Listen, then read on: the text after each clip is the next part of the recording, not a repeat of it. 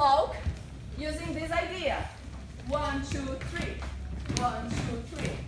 1, 2, 3. 1, 2, 3. 1, 2, 3. 1, 2, 3. Then we go to the back, backwards, and forward.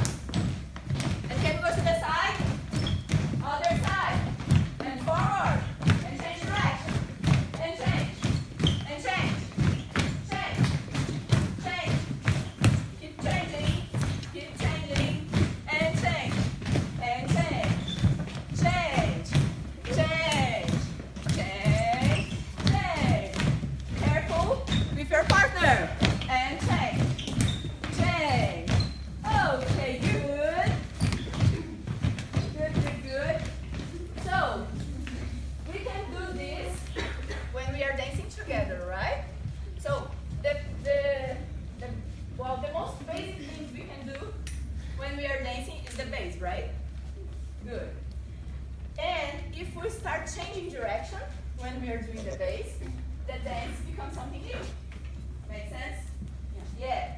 Usually, when I say to my students, change direction, they are here. Normally, change direction. They keep changing the same side, and same side, and same again.